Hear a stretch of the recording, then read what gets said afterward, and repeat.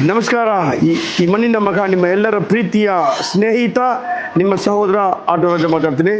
ಇವತ್ತು ಏನಂದರೆ ನಮ್ಗೆ ಯಾವುದು ತರಕಾರಿ ತಗೋಬೇಕಂದ್ರೆ, ಒಂದು ಹಣ್ಣು ತಗೋಬೇಕಂದ್ರೆ ಕೂಡ ಟನ್ ಲೆಕ್ಕ ತಗೋಬೇಕು. ಆವಾಗಲೇ 800 ಜನ ತಿನ್ನಬೇಕು. ನನ್ನೆ ಚಿತ್ತೂರಿಂದ ನಮ್ಮ ಕರ್ನಾಟಕದವರು ಚಿತ್ತೂರಿಂದ ಅವ್ರ ಜಮೀನಲ್ಲಿದೆ. ಅಲ್ಲಿಂದ ಮಾವಿನಕಾಯಿ ಕಿತ್ಕೊಂಡು ತಂದು ನನ್ನ ಹತ್ರ ಬಿಟ್ಟಿದ್ದಾರೆ, ಇಲ್ಲಿ ಇಟ್ಟಿದ್ದಾರೆ.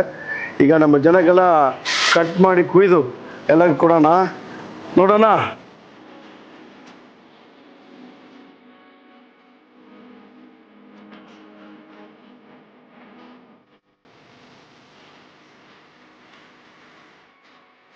ಸಾವಿರ ಕೆ ಜಿ ಇರ್ಬೋದು. ಮೊನ್ನೆ ಬಂದರು, ಖಾಲಿ ಆಯಿತು. ತಿರ್ಗಾ ಇವತ್ತು ಬಂದಿದೆ. ಕಟ್ ಮಾಡಿ ಮಸಾಲ ಮಾಡಿ ಎಲ್ಲ ಖಾರವಾಗಿ, ತುಂಬ ಖಾರವಾಗಿ ಮಾಡಿ ಕೊಡೋಣ ಅಂತ. ಯಾಕಂದರೆ ನಮಗೆಲ್ಲ ಮಾವಿನಕಾಯಿ ಅಂದರೆ ಅಲ್ಲೆಲ್ಲ ಜಜ್ಜಿ ತಿಂತದೆ. ಈಗ ಹೆಣ್ಮಕ್ಳಿಗೆ ತುಂಬ ಇಷ್ಟಪಡ್ತಾರೆ. ಹೋಗಿ ಕಟ್ ಮಾಡಿ ಕೊಡೋಣ.